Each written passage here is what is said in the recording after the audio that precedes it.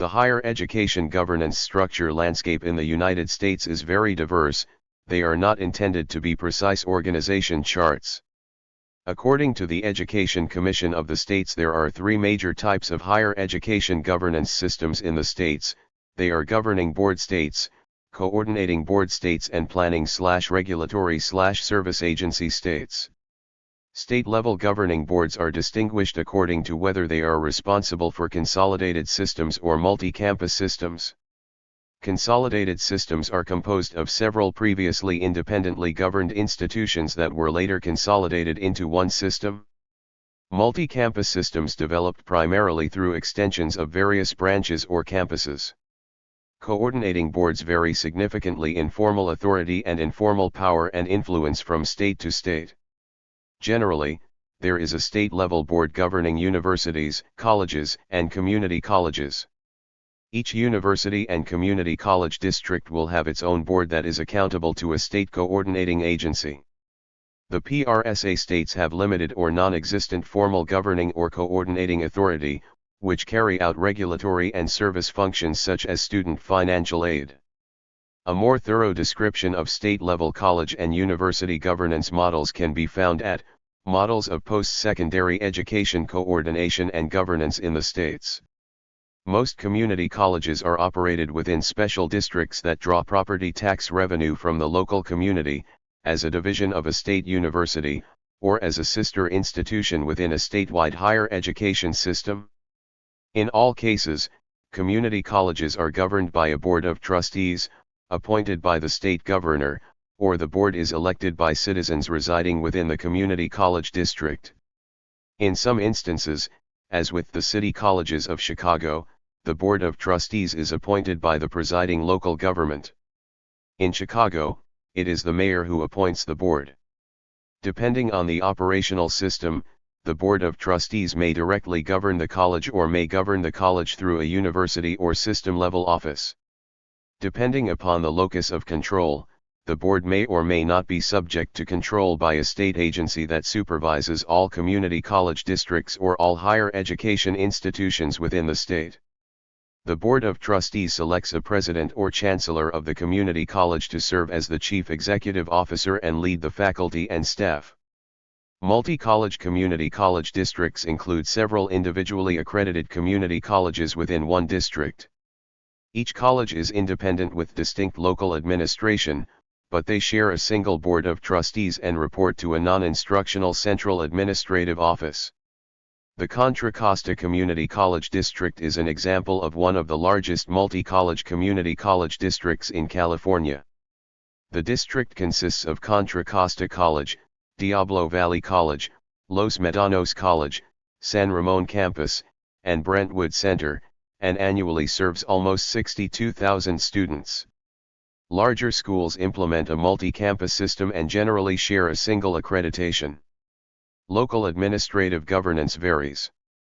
Extension campuses report to the main campus administration or a central administrative office.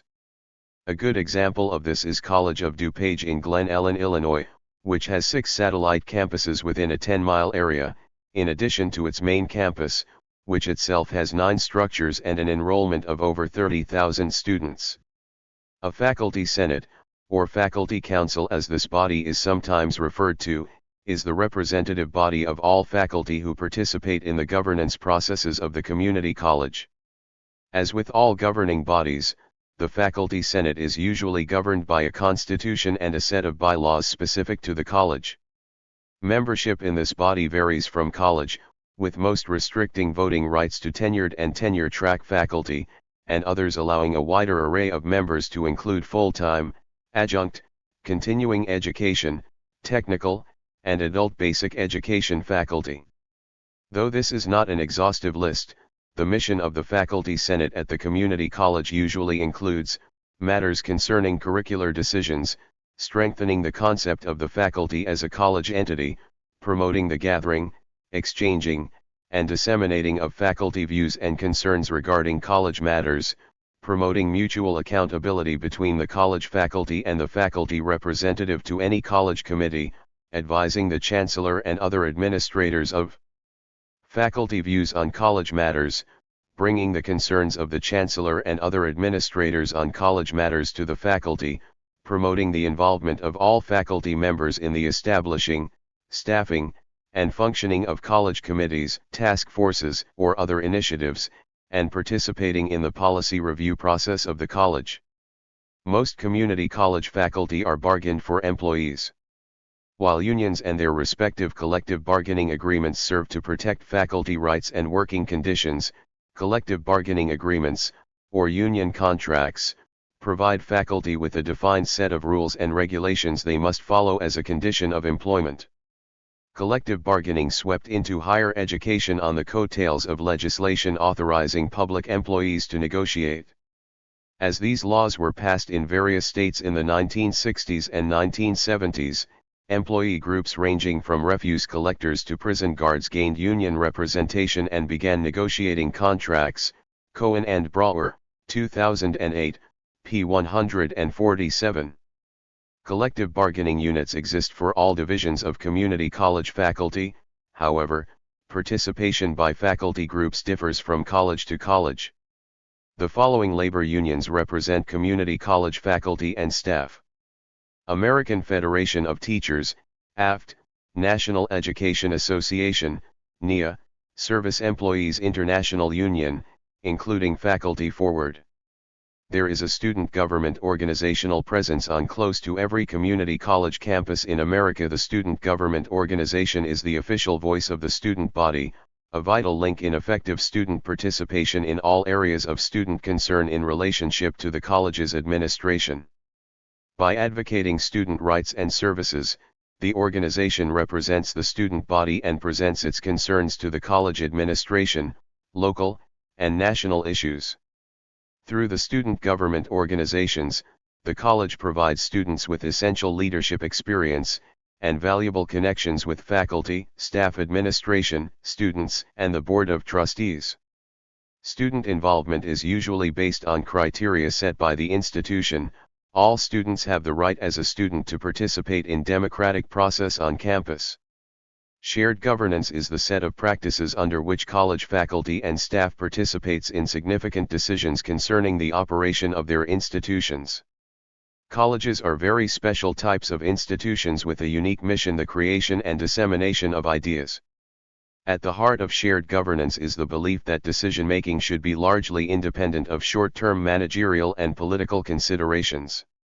Faculty and professional staff are in the best position to shape and implement curriculum and research policy, to select academic colleagues and judge their work, and the perspective of all front-line personnel is invaluable in making sound decisions about allocating resources, setting goals, choosing top officers, and guiding student life. For a more detailed explanation of governance at the community college, please see the AAUP's 1966 Statement on Government of Colleges and Universities and the 1998 Statement on the same topic by the Association of Governing Boards of Universities and Colleges. These documents more clearly define those matters that are the responsibility of the voting faculty and those reserved to the governing body and its delegates. In the United States, community colleges operate under open admissions policies. That is, anyone with a high school diploma or GED may attend, regardless of academic status or college entrance exam scores. Students, however, do take placement tests before enrolling, because not all courses are open admission.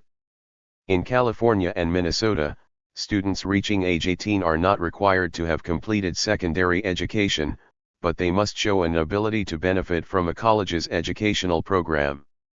Under certain circumstances, community colleges also accept high school students or dropouts. The open admission policy results in a wide range of students attending community college classes. Students range in age from teenagers in high school taking classes under a concurrent, or dual, enrollment policy, which allows both high school and college credits to be earned simultaneously, to working adults taking classes at night to complete a degree or gain additional skills in their field, to students with graduate degrees who enroll to become more employable or to pursue lifelong interests. Reverse transfers, or those transferring from a university, constitute one of the fastest growing new community college cohorts. One threat to enrollment at community colleges has been the increasing popularity of for-profit e-learning and online universities. Many community colleges have supplemented their offerings with online courses to stave off competition from exclusively e-learning schools. For example, Northern Virginia Community College's Extended Learning Institute has been offering distance learning courses for 35 years. Texas offers the Virtual College of Texas, whereby a student at any community college in the state can attend classes from any of the state's 51 community colleges or 4 Texas State Technical College campuses, paying local tuition plus a VCT fee of around $40. The Maricopa County Community College District in the Phoenix, Arizona metropolitan area, is the largest community college district in the United States in terms of enrollment. California has the lowest community college enrollment fees in the nation, currently set at $46 per unit for state residents. Community colleges generally offer a range of programs. The majority of programs are offered on campus, however, distance and online educational opportunities have become increasingly common. Virtually all community colleges offer courses and programs online. According to the Center for Community College Student Engagement, 68% of community college students require remedial coursework. In study towards an associate degree, a student takes necessary courses needed to earn a degree that will allow for entry into jobs requiring some level of college education but not a full 4-year degree. The associate degree program also allows students who wish to eventually obtain a bachelor's degree at a 4-year college to complete the necessary core requirements to attend the college of their choice. Some states have mandated that the community college's curriculum be structured so as to satisfy core curriculum requirements at the state's public universities or private universities. Many community colleges have articulation arrangements with nearby 4-year institutions, where a student obtaining an associate degree in a field will automatically have his/her classes counted toward the bachelor's degree requirement. For example, a community college associate degree in hotel and restaurant management, computers, or accounting would count toward the 4-year school's core requirement for a business administration degree. Some have gone one step further by arrangements with a 4-year college for the student to obtain the bachelor's degree from the 4-year college while taking all the courses via distance learning or other non-traditional modes, thus reducing the number of physical visits to the 4-year school. One such example is College of DuPage, COD, in Illinois, who have implemented a program called 3+1. In this program, students can take 3 years of classes at the community college taught by COD professors and faculty, and in the 4th year attend classes on the COD campus, but taught by professors of nearby partner universities, such as Benedictine University, Concordia University, Governors State University, Lewis University, and Roosevelt University. Certification in an area of training, such as nursing, computer repair, allied health, law enforcement, firefighting, or welding, which require preparation for a state or national examination, or where certification would allow for hiring preference or a higher salary upon entering the workforce. These courses are often geared toward the needs of the local or area business community. Services of local interest to members of the community, such as job placement, adult continuing education classes, either for personal achievement or to maintain certification in specialized fields, and developmental classes for children. Some community colleges offer opportunities for high school dropouts to return to school and earn a high school diploma or obtain a GED. A growing trend in the United States is for community colleges to begin offering bachelor's degrees. As of 2013, 19 states have authorized their community colleges to offer bachelor's degrees, with California passing authorizing legislation in 2014. Many large community colleges, such as Miami-Dade College and St. Petersburg College in Florida, have dropped the words community or junior from their names as they have added bachelor's degree programs in limited fields and have started their evolution into 4-year colleges while retaining their local commitments. Even some smaller community colleges, such as Northern New Mexico College in Española, New Mexico, have dropped community from their names and now offer 6 or more bachelor's degrees. A few of the larger institutions, such as D'Ansah College in Northern California and College of DuPage near Chicago, who both boast enrollment of over 25,000 students, continue to explore the cost-benefit analysis in offering 4-year degrees. In more rural communities, community colleges may host branches of the local state university, and community colleges with specialized programs may offer 4-year degrees in conjunction with other schools, some miles away. For instance, Southern Illinois University offers aviation management bachelor's degrees at MT San Antonio College and Palomar College in Southern California. Many 4-year colleges, usually near the community college, have made arrangements, known as articulation agreements, allowing associate degrees to qualify for transfer, some cases allowing the student to complete the bachelor's degree via distance learning from the community college campus. Some states have passed rules whereby certain associate degrees in a field will automatically transfer to state universities as the core curriculum for specified bachelor's degrees. States that have facilitated transfers include Minnesota, Alabama, Oregon, North Carolina, Illinois, Texas, and California. Minnesota, Alabama, and Oregon have created a statewide transfer curriculum allowing credits to be transferred to any other public university and almost all of the private colleges. The North Carolina system has a similar agreement, whereby specific courses are designated for mandatory transfer credit to all statewide public 4-year institutions. Illinois' iTransfer program aids students in transferring credits across the state. California has a system known as ASSIST, which labels course equivalencies between all California community colleges and California public 4-year colleges. Texas has a similar system known as TCCN for labeling course equivalencies between all Texas community colleges and Texas public 4-year institutions. In the absence of transfer arrangements established by the schools or by the states, transferring credits can sometimes be a problem, as each 4-year college has its own requirements for enrollment. Advantages of community colleges. Community colleges are often the most inexpensive route to a college education. Sometimes college is tuition-free and students can save money by staying home while attending college. Average annual tuition and fees for community college are $3,770 versus $10,560 for a public 4-year college. Community colleges emphasize the needs of local students and the local job market. Students who could not afford campus or off-site housing at a 4-year college, or for other reasons cannot relocate, can attend courses while staying in their local community, though some colleges do offer student housing. They can also benefit university graduates, since some 4-year schools fail to prepare their graduates for the kinds of jobs that are available in their surrounding regions. Over 8% of the nation's community college students already possess a bachelor's degree. Although an associate degree is usually less financially lucrative in the long term than a bachelor's degree, it can provide a respectable income at much less cost in time, tuition, student loans, and lost earnings, along with the option of upgrading to a bachelor's degree at a later time. Even 10 years after graduation, there are many people with certificates and associate degrees in fields where they earn more money than the average BA holder. There is still a demand for some skilled trades that do not require a bachelor's degree, such as paralegals, police officers, mechanics, electricians, and technicians.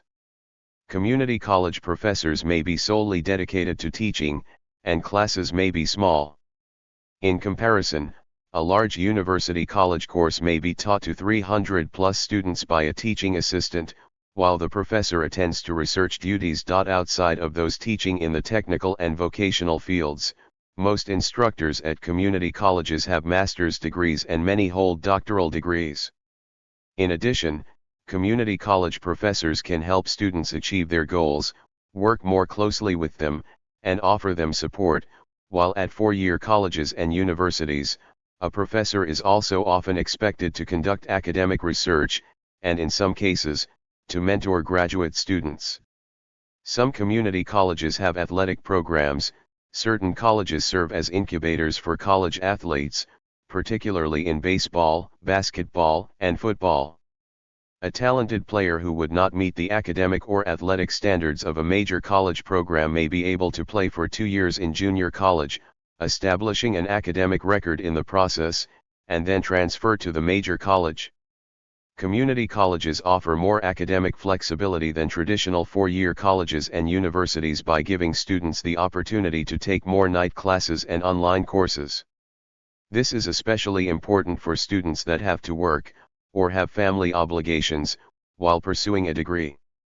For those students that have to work or want to ease their way into higher education, community college allows them to move at their own pace.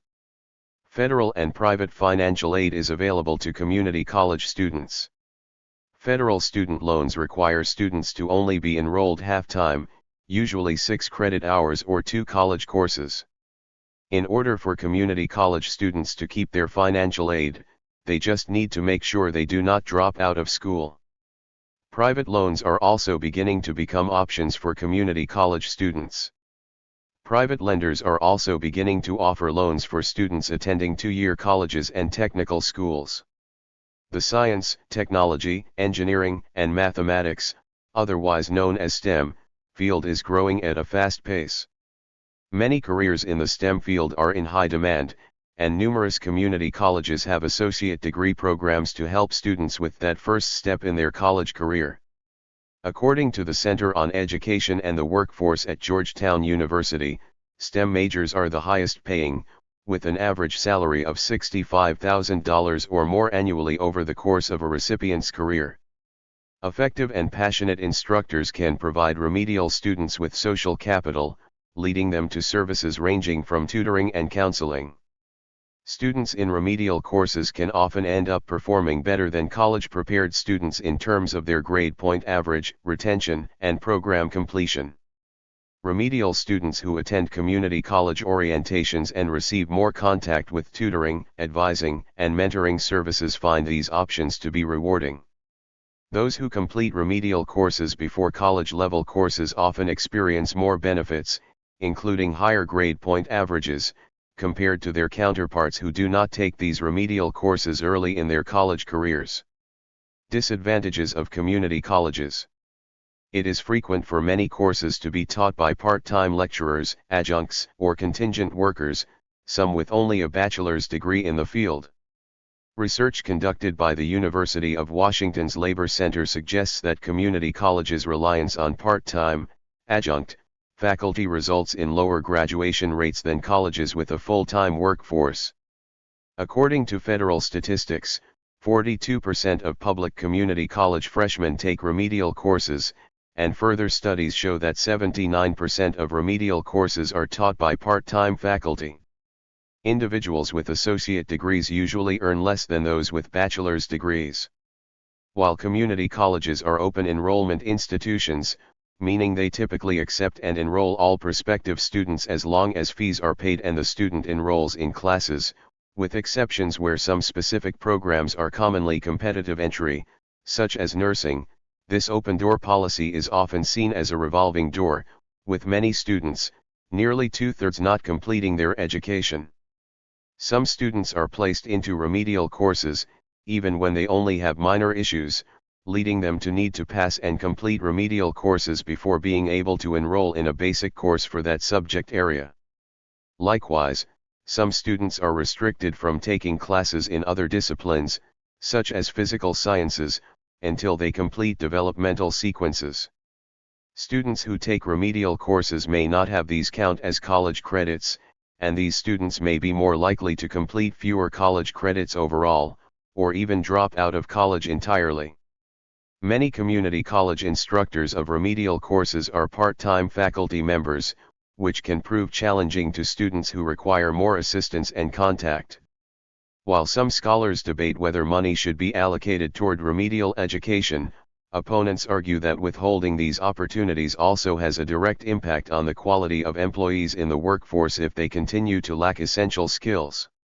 Josh M. Beach, author of Gateway to Opportunity, A History of the Community College in the United States, wrote, "Given that community colleges have never been adequately funded, the so-called higher education that these institutions give students, especially the most academically needy, is often nothing more than a second chance at a high school.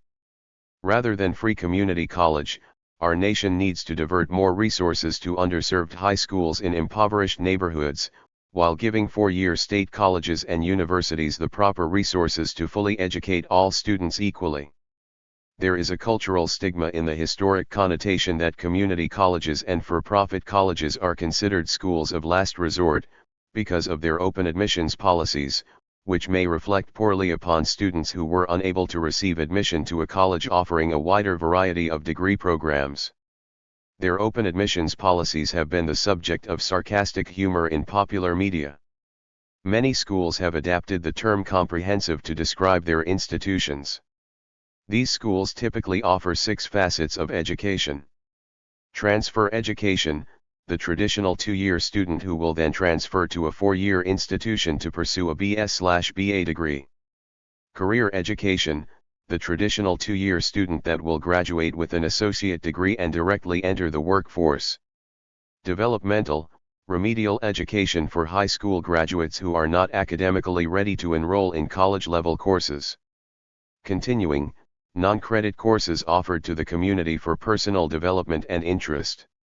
Industry training, contracted training and education wherein a local company pays the college to provide specific training or courses for their employees. E-learning, distance learning occurs online using one's computer and proctored exams. Pell Grants and federal aid apply to e-learning also. For example, studying Spanish in an e-learning environment is possible when a student is in another state and federal aid is applied to out-of-state tuition. Within the transfer education category, comprehensive schools typically have articulation agreements in place that provide pre-arranged acceptance into specific 4-year institutions.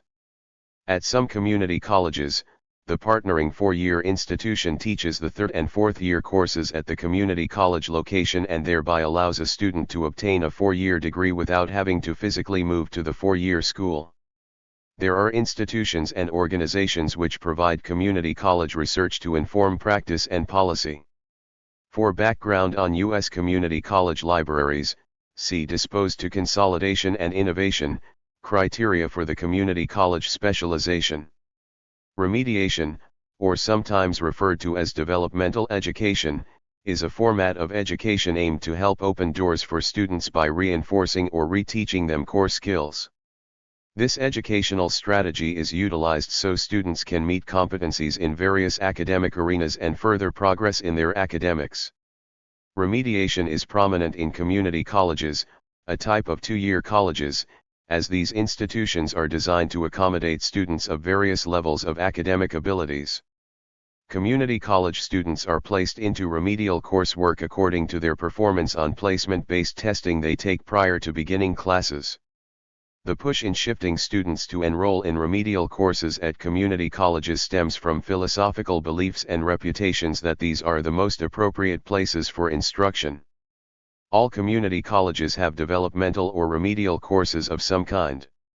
Around 42% of first-year students attending 2-year colleges in the United States sign up for remedial courses, twice as many as those at 4-year universities or colleges. In Ohio, 4 in 10 traditional-age students at community colleges enroll in remedial English courses, whereas 6 in 10 enroll in remedial math. This state example reflects national studies that show a higher need for remedial community college students to take math courses, which also often have bigger class sizes and more levels of coursework than their remedial reading and writing counterpart courses. Students start taking remedial coursework in community colleges according to their performance on college placement tests, considered by some scholars to be far from perfect in their designs. Community colleges possess few admission requirements, meaning these types of institutions see a higher number of remedial students. Remedial education within community colleges may exist within an academic department, in its own academic department, or in an entire academic unit of its own.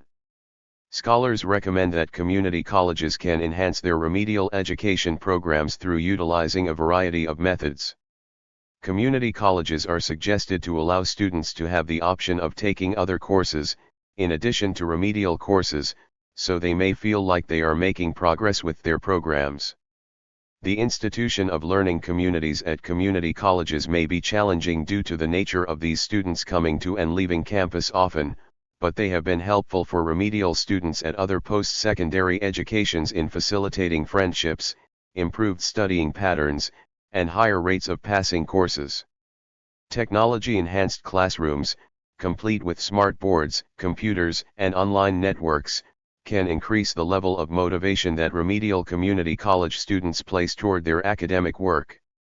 Remedial students obtaining academic assistance via college writing centers can also be helpful for enhancing their skills, as well as observing the interdisciplinary nature of classroom concepts and learning strategies.